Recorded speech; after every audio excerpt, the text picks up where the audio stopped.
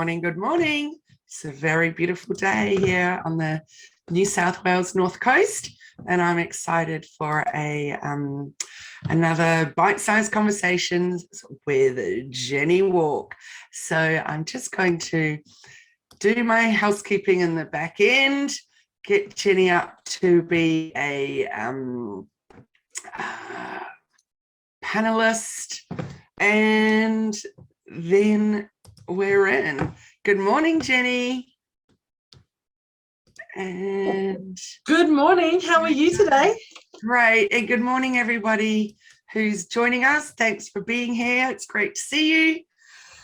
And Jenni, there's the very last little bit of winter. I know it's trying very hard to hold on, isn't it? I've had such a beautiful winter with fires and, sunshiny days. And now I'm like, we're about to head into the heat again. Damn it. Yeah, you and I are very similar in that respect, that we neither of us really like the heat. That's right. So, Jenni, we're here again for another Friday morning bite-sized conversation. And I believe our topic today is business structure. Is that right? It is. I think we talked last week, we've been talking lots about the little bits and pieces of mindset and the things we need to do for our business, like Pinterest or different portions of social media. And I thought, let's take a step back and look at how we're actually structuring our business and how that's supporting us or not. Yes. And let me just click on record. To go live. And then we're ready to go. Maybe do you want to do an intro today? I would love to do an intro today. There we go. We're live. Hello, everybody, and welcome to Bite-Sized Conversations. I'm Jenni Walke from Elephant in the Room Consulting, and with me is my digital BFF, Kylie Mowbray-Allen from Hello Media. How are you today, Kylie? Great. Thanks, Jenni. Great to be here with you. I love our Friday mornings. So do I. It's my favorite day of the week, not only because it's Friday, although I have a completely smashed day today, but we get to chat at the start of every Friday, and it really does close my week out beautifully. As my morning sunshine. That's perfect. Yes. And so, we said, as we just mentioned, we're going to be talking about business structure today and have a little conversation around what that means, what it looks like for people, and whether it's actually supporting what people are doing in their business or actually hindering it. Yes. And I think it would be really good if we rewound a few months we talked about something that I think so poignant that you mentioned, which is that you don't actually have a business if you're not able to step away from that business. Sorry, I've got to reword that. It's not a company that you can then sell easily or scale if you can't step away. So I'd really like to start there if that's possible. And move on from there with structure. Love that idea. And that's a really great way to start looking at how you want to structure your business. And structure is a funny term. People always think of hierarchy documents and, chains of command if you're ex-military like me, and talking about what does the structure look like. But it does start with that question about what do you want your business to be? And so I look at 3 different levels of business. So you can start a business. Essentially, a lot of hobby businesses are like this, where you're an employee of your own business. So essentially you are doing all the work. And in fact, if you're not doing the work, there's no one else to do the work for you. So you become the employee. So you may own the company or own the business, but in actual fact, you're behaving like an employee. So, clients are dependent on you, the business is dependent on you, and you can't actually step away and have time off without getting paid. So that's the first level, is essentially an employee. The next level is when we look at saying an operator. And so a business operator is someone, if you think of sort of that more management level, who isn't necessarily hands-on all the time, has the skills and experience to do so if they need to, but also has the ability to step away. So this would be someone who's operating their business. It might be an online course. It might be a combination of online courses and face-to-face or live training, where they don't have to deliver everything themselves, and they actually have other people to support or systems that support them doing that. So what that means is they're operating the business, they're moving the parts around, but they don't have to be there to deliver it in order to actually get revenue. And that's a really important part. And most of the clients who start that I work with that start their business move from hobbyists to this kind of operator model are those like you and I who are developing something from a passion. We haven't really thought about whether we want to sell the business. And in fact, we're probably not looking at selling the business because we are the business and we love doing it. But we've created a structure that allows us to step away and have other people do some of the activities. So we're not entirely dependent on everything happening through us. So that's the operator. And that's a kind of a good place for a lot of people to be. And that can be really high revenue as well. So don't think of this as revenue. This is actually just about operations. And then the third piece is when you become that owner. And as an owner, if you imagine as an owner, you don't actually necessarily deal with the day-to-day minutiae of the work. In fact, you may not even deliver any of the work anymore, but you are the brand. You're essentially that CEO position who's positioning the brand, who's building stakeholder engagement, connecting with clients at a top level. And then you have systems and processes and either teams of people or automations that actually allow the business to run. And you can actually go off and spend 6 months in the south of France or, down at in Queenstown skiing if you need to. You can do whatever you want to do and the business still runs. And that's when you're an operator level. And what's your thoughts about where you're headed? As you said, we're both in that middle stage. Do you spend time in your planning and, future proofing, et cetera, thinking about moving to that next stage? Or actually, do you love being in the middle there? Because I'm a bit of a control freak. So I know that I'm very comfortable in that middle spot.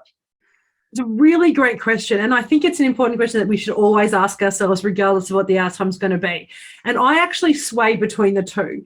So I'm like you, I love the delivery. Like I love being in front of clients, having these conversations. I love sharing, listening to their stories and being able to share experience to help them build their business. That's what you and I do. That's why we love our job. But what it does, it makes me think, but if I want to go and spend 3 months away and not have to worry about my business, how can I structure that? So things like membership programs, which I know we've been talking about in the past and is looking to develop, that allow a project to keep delivering in the absence of me is definitely something that I'm looking at. Not to step away completely, but just so that as I start to, the business matures and my partner and I decide that we want to spend 3 months away and go on a holiday somewhere, the business can still run and my clients don't feel like I've left them behind, and that we structure around that. So definitely I'm moving towards parts of my business becoming that owner level. It's interesting, isn't it? And what about you? Being a bit of a control freak, but also even bigger than that is just loving being hands-on. That feels so important to me, and knowing those clients. So maybe that'll change over time and evolve. But for now, definitely, particularly those one-on-one sessions. And I really enjoy the group coaching as well. So maybe I'm more interested down the track, certainly not now, but sharing the group coaching, for example, rather than stepping away from it and having someone else managing that or something, or who knows how the structure might evolve. I'm always surprised where I suddenly find myself heading. And something. And that's a really good point though about collaboration and sharing though, Kylie. I love that. Sorry, I know I interrupt you, but I just want you to talk about that sharing piece. That's such an important way of looking at it though. So you can move from operator to owner for you particularly because the skill and your ability to show someone how to do the work you do is so exceptional. You can train someone to be a mini Kylie so that people are getting the same experience, because that's really what we're talking about when we control things, is we want the experience to be the same for everybody. And so if you can train someone to do that work for you and just oversee that gives you freedom, but still allows you to maintain some control. Yeah, absolutely. It's about doing it on your terms, isn't it? And the way that feels right for you. So figuring that out is probably the most important thing, and then going and implementing that.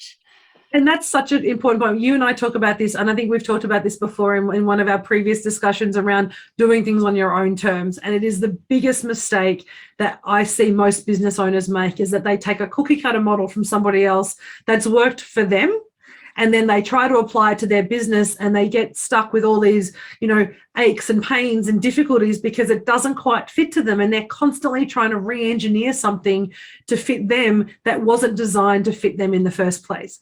So thinking about your business, and this is the business structure piece, is asking that question is, What do I want? What does my business want to look like? How do we want to grow? What is our short-term and long-term plans? And how can I put in place structures and processes and systems like you've done with your incredible team and your automations to enable that to grow while still allowing me to live the life and have the freedom that I want? Because that's why we started a company in the first place.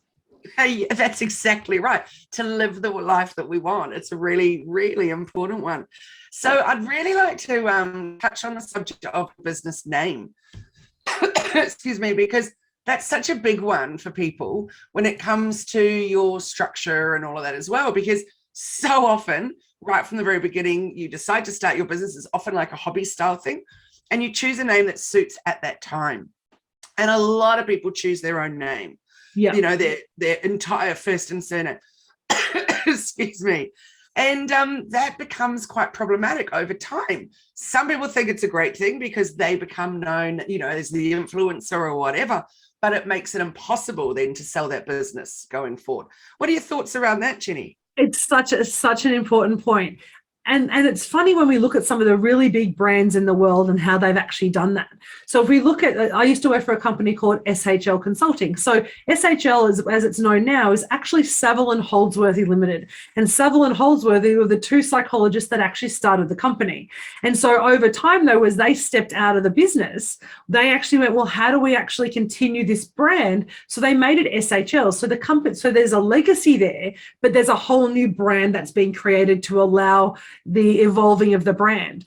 And so for me, I'm a big fan of choosing names that can be sold or that are arm's length from you. Unless you know that what you're doing, you're never going to sell it. And what you're doing is setting up a business that's fully automated and allows you to keep your name, but the company to continue, you know, whether you're there or not. And so that's where a fully automated online kind of evergreen program kind of works. But if we have a think about some of the big companies in the world, H&M are named by its founders. BMW or Daimler Chrysler is named by its founders. So it's about actually how you position the brand name. For me, this is how I would say from a structural perspective, it's how you position that brand name in the market. Is it actually about you as the founders, or is that just part of the story? And do we position it with an arm's length model? Because selling your business, I'm not going to buy Kylie Mowbray-Allen's, you know, digital marketing business. If I wanted to buy a business, I'd have to find a way to rename it and keep the brand essence. And that's really tricky, as you would know, in that branding world. Absolutely. So I've got an example with a friend that is a photographer and used to do the odd session for a better known photographer that, and so then they would, somebody would book a shoot, and then then she would turn up to the shoot and they'd say, "You're not blah, blah," because it was, of course, the person's name. And she'd say, "No, I'm not. I'm a shooter for her." And they said, "But that's not what we've paid for." And I thought that was really interesting. So I think even without this thinking of the selling of the business, even in terms of if your name is your business, and then, for example, if you're a coach and then you have other coaches coming in, that's actually not what you signed up for. You signed up for that name. So that's 100%. One, isn't it? It really is, actually. And I know we've got a couple of people who've commented today, said there have been a lot of people who can transition and they have done successfully. And that is, we're not saying that you can't, but they're different when it's a product-based service than it is when it's a service delivery. And I think the distinction is if the products or the businesses that have done a really beautiful transition with an owner name into a different business are the ones that are actually delivering products or have a tangible product that sits away from the owner. So the identity of that owner isn't connected with the delivery of the product or service. Like H&M, nobody knows that H&M is the owner's names. Like, it's just because they've deliberately positioned it in that way. And I know the example that you've given is like TNT and Chanel. Again, amazing examples of businesses that are transitioned, but what they're offering is a standalone product or service that isn't connected to the individual. I think that's the difference in terms of when we're talking structure. And this is the question, isn't it? If I'm a hobbyist, if it's about me and I'm just going to do this in my part-time and I want to be that employee brand or employee business, I'm happy to call it Jenni Walke. But if I want to set it up so that I want to invite other people to join me, and when I took my name, and you and I have lots of conversations about elephant in the room, because it is a damn long name, and I didn't think of that when I made it. But elephant in the room consulting, for me, I deliberately chose that rather than Jenni Walke Consulting, because I wanted the opportunity for me as I grow to invite other people to join and collaborate with me. And when it's my name, it becomes about me. But when it's a brand name that's separate from me, it actually creates an opportunity to connect and collaborate and invite other partners into the business that will help you grow. And so that's part of this conversation is, what do you want to be now? What do you want to be in a couple of years versus what do you want to be when you retire? Absolutely. I totally agree. And that's why Hello Media was actually, I wanted it to be Hello World, but unfortunately that's a ginormous travel agent worldwide. But I thought that'd be such a great one. I know, it wouldn't have been. But for me, Hello Media was it was quite easy to come up with that one, because I too had a really long business name prior to that. So I was like, I no longer want to have a name where I've got to, spell out the email address or any of that. And it's just got to be super, super simple. And so it's interesting as you're choosing that and creating that structure right from the beginning. I had an interesting scenario years and years and years ago with my e-commerce business, is that when I first started working with this business mentor and talking about the possibility of one day selling it, etc., and he looked at me and he said, "You don't have a business to sell." I said, "Of course I do. Look at all my stockists. Look at my massive product line. Blah, blah, blah. I've really built up something amazing." He goes, "No, you haven't. You have a business name. That's all you have. You haven't become a company. So you don't even have a company to sell." And it was a really interesting one, because no one had said that to me before. Yeah. And I was like, wow, where do we learn all this stuff? How do we understand the whole process and everything? And it was such a big slap in the face of, you have nothing to sell right now. Yeah. And then in fact, when I did then start the process a number of years later to get the business ready to sell, I had my accountant say to me, "This is how you structure it to sell. This is what your annual profit is, and this is then what the sale price is going to be." And I said, "Hang on a moment. I have an enormous social media following. I have an enormous email marketing database. I have blah, blah, blah, blah, blah, blah, blah, blah, all of this on top, plus all the structure set up, my warehouse, my this. That is worth so much in itself." And he went, "Not on paper, it's not." So that was really interesting. And so had I listened to him and believed him, I would have got a whole lot less than what I actually did. But instead I went to this broker who straight away went, he said, "What do you want?" And I said this, and he went, "Are you kidding me? Let's triple that. You'll easily get that." And I said, "What's your reasoning?" And he went, "Because you just told me you have this many social media, this many blah, blah, blah, blah, blah." And he goes, "That's worth a lot." So it's so interesting that so-called advisors and experts, they're all coming at it with different things as well. So Jenni, I guess when it comes to structure and your business structure, who do you listen to find out the information? It's a really, really great question. And I think the answer is lots of people, to be honest. Yeah. I think the reality is what you choose to value in your business and what you believe you want to grow in the business depends, I guess, on the type of people you talk to. So definitely accountants, financial advisors, and brokers are all really important people to get a sense of what the market says about your industry, your type of business. But somebody who knows your industry is really important. Because when we're looking at selling of the business, we're looking at multipliers, and there's a whole, back end conversation you can have around finance multipliers and how they actually develop and determine a value of a business. But you need someone who understands that industry, because the way that a service industry, like a coaching service like mine or yours now, is valued is quite different to something that's a product-based business, because a product-based business is looking at annuity from repeat customers, as well as that stock, as well as the engagement of suppliers, as well as that profit margin, versus for us, what we're selling is goodwill. And the value of goodwill really depends on the buyer.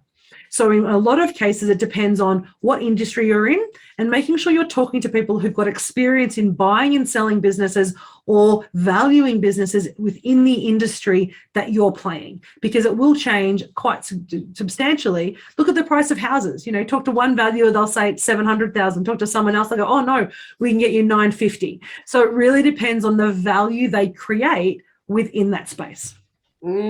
Absolutely. I think you did spot on, which is actually talk to a lot of people, do a whole lot of research.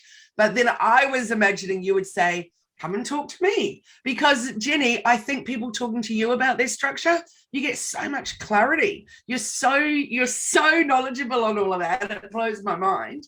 And I wish I'd known you 10 years ago and had been able to work with you in that last business of mine. I would have had a whole lot better understanding of where I was headed. I was very good at what I did, but I definitely needed help in terms of the structure, where I was headed, making some plans, all that kind of thing. So yeah, I think that's where you're very good. Oh, that's very kind. But I think it's because I look at structure in a holistic way. I don't look at it about just the ones and zeros and just the way the business is developed. Structure is so much more for that. And, you know, structure goes down to the way that you language the business. That's part of your structure. Looking at how you engage with your customers. That's actually part of your business structure, because your business structure is essentially the foundations that allow you to build and grow your business. And if you don't have good foundations and real clarity around what those foundations look like, you end up with a rickety house, right? So you want to have understanding of, is my language consistent? And does that link to the way that I talk to my clients?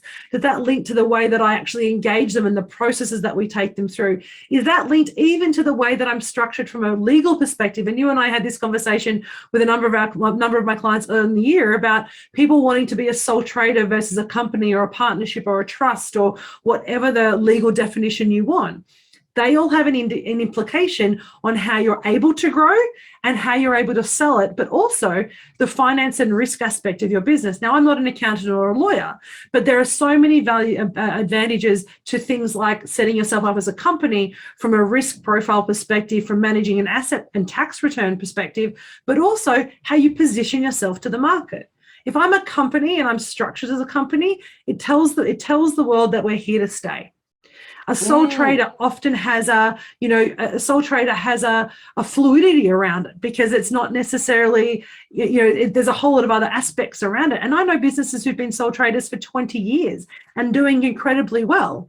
But again, it's very hard to sell a sole trading business. It makes it much harder because the way that your tax is developed and everything else is quite different. So these are the things when you're talking business structure, is each element of the business is actually part of your overall business structure, not just your legal requirements and not just your, accountabilities or governance structures. Absolutely. So we had our, how I run the Positive Passionate Businesswoman's meetup group. So we had our meetup this week, and our guest speaker was Karen Hillen, who is an HR specialist. Now, she was fascinating. I learned so many things in that I had not even known before, even though I have employed people in many different capacities over many years in different companies, et cetera, et cetera. And also I've worked for companies many decades ago, but because I really prefer to be my own boss. But it was just so interesting to learn new things. So she shared with rules around company structure, rules and what you need to be doing, and around sole trader and around employment things and policies, this and that. And it was really, really interesting how many things I didn't know already. And I said, where would you be learning that? And she's like, well, realistically, you're an accountant, but most accountants don't even tell you that stuff. No. So I definitely think there's a massive gap out there for people to be learning and understanding. It seems to me there's just not one simple, easy rule book, like company structure for dummies. That's what we need. Well, we try to do a little bit of that with our coaching programs, and in the BOM we talk about this to try and make it as simple as possible and get some clarity. And really for me, it's about not knowing necessarily the answers, but it's about the questions you need to ask yourself. So I would flip it and say, it's not about asking somebody to give you answers, but saying, okay, well, what are the things that I need to consider? What's the list of 20 questions that I should consider now and every month when I do my business review, or every 6 months or every year when I actually do a strategic plan for my business? Do you have a strategic plan for your business? That's also another question. But having those conversations, it's about the questions that you're asking, because the questions actually create other questions and flow on, and actually helps you identify gaps in that structure. So it's not the answers, it's the questions we're going to ask. And I know a number of people have been talking, so we've got the Copy Collective who've said that, they missed out on an investment because their accountant looked at a ones and zeros, a revenue and profit line. And that's such an important point, is that what you're doing, what you're investing in, we have to go back to that. What am I doing it for? What do I want it to be? Am I making this investment because I'm hoping it's going to give me huge amounts of profit in the future? And so many people go into business for that reason, and they're really successful because that's their, monomaniacal focus. But for me, I wanted to start a company because I realized this is what I love doing, is sharing knowledge and creating knowledge and creating these discussions. And the best way I could do that, and the way I could do that with freedom, is to run my own business. So I couldn't do this conversation. I couldn't have these conversations working for somebody else. So whether I make squillions of dollars or just enough to cover the bills, for me actually isn't the point of the business. Obviously, we're a company, I'm a business, I need to make a profit. I need to make money because that's my lifestyle, that's my life. And I have to support family and others around it. But it's looking at what your purpose is, and your purpose and the why you started the business will actually inform your structure. It'll inform the systems and processes you need, and it'll inform what you're going to do in the future with your business. Yeah, I love that. I think that's magic. And I know that you've mentioned this before, and I just wanted to bring it up again because Karen Hillen mentioned it at the meetup the other night, which was, she said, if there's one really important thing you're going to do, and it comes from the book, The E-Myth, that is write your own job description. So 100%. As a business owner, actually sit down and say exactly what you do, how you do it, why you do it, and it will really change the way you look at the way you're going to grow your business. Oh, 100%. And I would actually add a line to that, is do it when you're in love with the business. Yeah.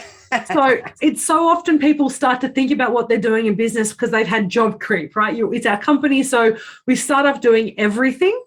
We start off doing what we do, if we did an old school hierarchy, our names would be in every job.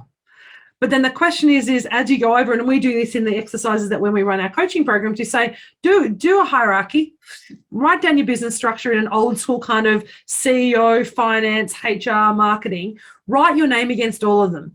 And then tell me which is the first job you're going to get rid of when you grow to a particular size. And most people say social media, right? Or they say they're finance. So they're the first two things that are generally outsourced or people find support with. A bookkeeper and accountant doing one side, and somebody like you doing their social media for them. So there's opportunities to say, okay, now that I don't have those jobs, my job description changes, because it's such an important element, because you need to know where your time should be spent that's going to be the most amount of value for not only you and your clients, but for the business, right? And so as a CEO, you don't want the CEO cleaning the toilets. It's not that they can't do it, but that's not the best use of their time if their job is to expand and grow and build stakeholder relations, and build partnerships and have that strategic conversation. The time they're going to spend doing their kind of other chores isn't worth it for the business. They're better off paying someone to come and clean that. So it's looking at the value of your time. And again, these are structural questions. We don't, and an accountant and even some business advisors don't talk about these as structural questions, but they are in fact understanding how your business is run, built, and then how you can grow. So good, Jenni. Now, how do people come and chat with you, find out more about how to shape and structure their business? Well, you can find me on Instagram or Facebook are the two places I tend to hang out the most, at Elephant in the Room AU on either of those two places, or you can reach out and organise a one-on-one chat and we can talk about the different programs we offer, or we can just talk about your business and do a bit of a structural audit if you like. So feel free to reach out and book a call with me. And Charlie, and where do we find you? A structural audit, yes.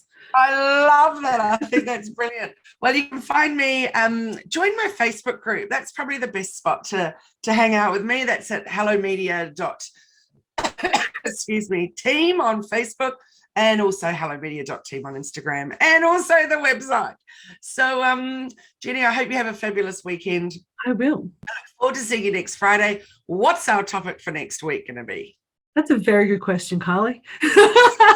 I don't think we'd actually thought about next week's topic. What should we talk about? I think we want to talk about, I've just wrote some notes down before, goal setting. Oh, always my favorite topic. I know, the first week of spring, and it's all about fresh and relooking at, whatever. But also, it means we've only got a few months till Christmas and the end of the year. I know. So I was at a restaurant last night and someone said it's 3 lockdowns till Christmas. Oh. Well, that's what's on their board at the restaurant, and we just kind of laughed because, of course, there seems to be 4-week blocks of lockdown, and I just went, oh gosh, I hope that's not true. But there is that kind of, that point in that jest. But I think it's a really good idea. You could say, if I'm going to steal the words off one of our friends, Julie Cliff, we're going to declutter our goals and have a look to see what's working for us and what's not. That's fantastic. Yeah, I think it's a great time to look at how's the first 9 months going and what do you need to shift up to end the year on a high, and then what's going to change for next year. Sounds like a great plan. Let's do that. Cool. Look forward to it. Thanks, Jenni. Have an amazing Friday, Kylie. Chat soon. All right, awesome. And thanks for joining us, everyone. Thanks, everyone. Bye now.